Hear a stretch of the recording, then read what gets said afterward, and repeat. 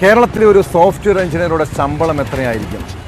അതിലും കൂടുതൽ പണം ലഹരി വിൽപ്പനയിലൂടെ ഉണ്ടാക്കാൻ കഴിയുമോ?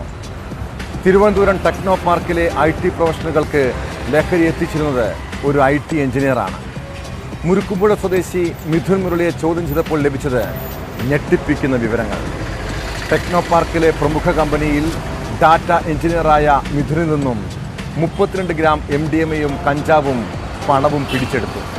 ടെക്നോ പാർക്കിന് സമീപത്തുള്ള വാടക വീട് കേന്ദ്രീകരിച്ചായിരുന്നു ലഹരി വിൽപ്പന.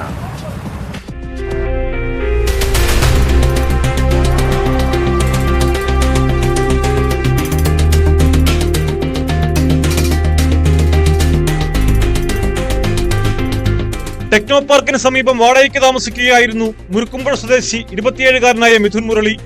മൺവിളയിൽ MDMA വിൽക്കാനായി എത്തിയപ്പോഴാണ് ഇയാൾ കഴക്കൂട്ടം എക്സൈസ് സംഘത്തിന്റെ പിടിയിലായത്.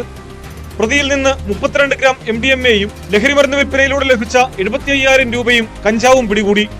ടെക്നോ പാർക്കിലെ പ്രമുഖ കമ്പനിയിൽ ഡാറ്റ എഞ്ചിനീയറാണ് പിടിയിലായ മിഥുനെന്ന് എക്സൈസ് പറഞ്ഞു. വാടക വീട് കേന്ദ്രീകരിച്ചാണ് പ്രധാനമായും ലഹരി കച്ചവടം നടത്തി വന്നിരുന്നത്. IT പ്രൊഫഷണലുകൾക്കും മറ്റും വിൽക്കാനായി ബംഗളൂരുവിൽ നിന്നാണ് ഇയാൾ ലഹരിമരുന്ന് എത്തിച്ചിരുന്നത്.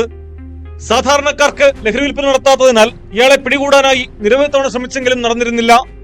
കോടതിയിൽ ഹാജരാക്കിയ പ്രതിയെ റിമാൻഡ് ചെയ്തു.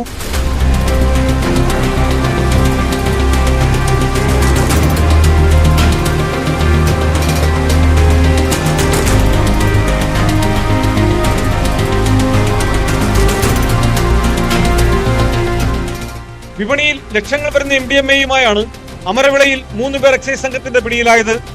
എക്സൈസ് ചെക്ക് പോസ്റ്റിൽ നടന്ന വാഹന പരിശോധനയിലാണ് പ്രതികൾ വലയിലായത്. ആര്യനാട് സ്വദേശി ആദിത്യൻ, പൂവച്ചൽ സ്വദേശി ദേവൻ രാജ്, നെടുമങ്ങാട് കരിപ്പൂർ സ്വദേശി സജു സൈജു എന്നിവരാണ് പിടിയിലായത്. ഇവരിൽ നിന്ന് 118 ഗ്രാം MDMA-യും കഞ്ചാവും കണ്ടെത്തി. ബാംഗ്ലൂരിൽ നിന്നാണ് വോൾവോസിൽ ആണ് സാധനം കൊണ്ടുവന്നത്. 3 പേരുണ്ട് പ്രതികളായിട്ട്. ഒരാ കയ്യിൽ നിന്നും 118 ഗ്രാമോളം MDMA കണ്ടെടുക്കുകയായിരുന്നു. ഇതൊരു വ്യാവസായിക അടിസ്ഥാനത്തിലുള്ള ഒരു കേസാണ് കൊണ്ടുവന്നത്. 10 വർഷം വരെ തടം ശിക്ഷ ലഭിക്കാവുന്ന കുറ്റമാണ് ചെയ്തിരിക്കുന്നത്. ബംഗളൂരുവിൽ നിന്ന് സ്വകാര്യ ബസ്സിലാണ് ഇവർ ലഹരിമരുന്ന് കടത്തിയത്. സ്കൂൾ കോളേജ് വിദ്യാർത്ഥികളെ കേന്ദ്രീകരിച്ച് MDMA ചില്ലറ വിൽപ്പന നടത്തുകയാണ് ഇവരുടെ രീതിയെന്ന് എക്സൈസ് ഉദ്യോഗസ്ഥർ പറഞ്ഞു.